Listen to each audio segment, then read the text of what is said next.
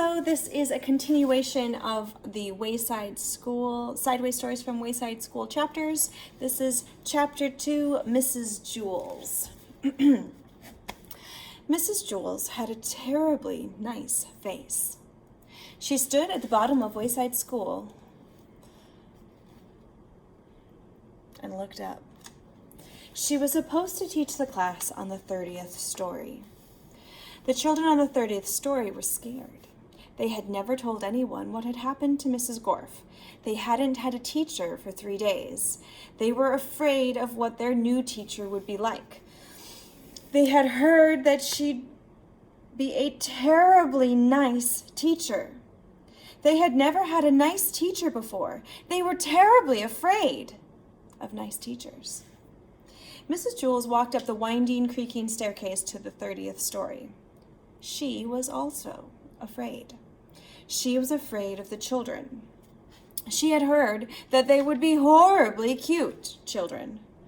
And she had never taught cute children before. She was horribly afraid of cute children. She opened the door to the classroom. Oh, she was terribly nice. The children could tell just by looking at her. Mrs. Jules looked at the children. They were horribly cute. In fact, they were much too cute to be children. I don't believe it, said Mrs. Jules. It's a room full of monkeys.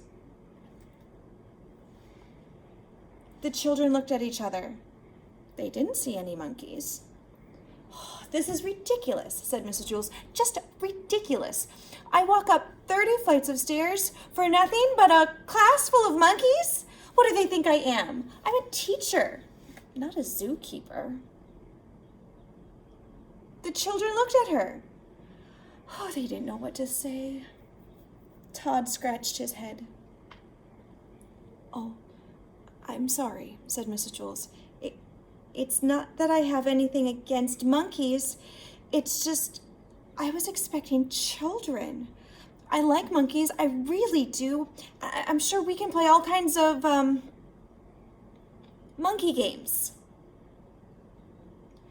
What are you talking about? Said Todd. Mrs. Jules nearly fell out of her chair. Well, what do you know? A talking monkey.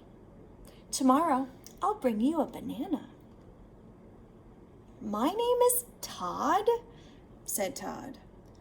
The children were flabbergasted. They all raised their hands. Oh, I'm sorry, said Mrs. Jules.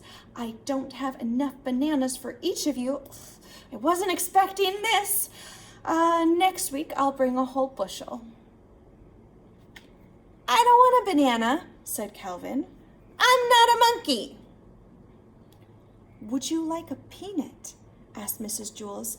I think I might have one here in my bag. Just wait a second. Ah, yes. Here it is. Thanks, said Calvin. Calvin liked peanuts. Allison stood up. I am not a monkey, she said. I am a girl. My name is Allison, and so is everyone else. Mrs. Jules was shocked. Do you mean to tell me that every monkey in here is named Allison? No, she said. She means we're all children. My name is Jenny. No, said Mrs. Jules. You are too cute to be children. Jason raised his hand. Yes, the chimpanzee with the red shirt on. My name is Jason, said Jason, and I'm not a chimpanzee. Oh, but you're too small to be a gorilla, dear, said Mrs. Jules. I'm a boy, said Jason. You're not a monkey, asked Mrs. Jules. No, said Jason. And the rest of the class? They're not monkeys either? Asked Mrs. Jules. No, said Allison. That's what we've been trying to tell you. Are you sure? Asked Mrs. Jules. Well, we would know if we were monkeys, wouldn't we? Asked Calvin. Now, I don't know. Do monkeys know that they're monkeys? Asked Mrs. Jules. I don't know, said Allison. I'm not a monkey. I suppose you're not, said Mrs. Jules. Okay, in that case, we have a lot of work to do. Reading, writing, addition, subtraction, spelling. Everyone, get out a piece of paper and a pencil. We will have a test now.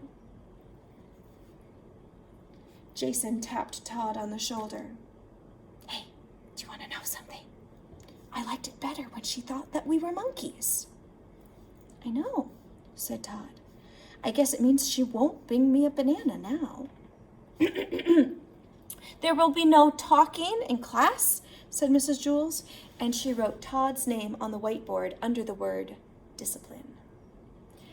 End of chapter 2. There will be more coming. Bye.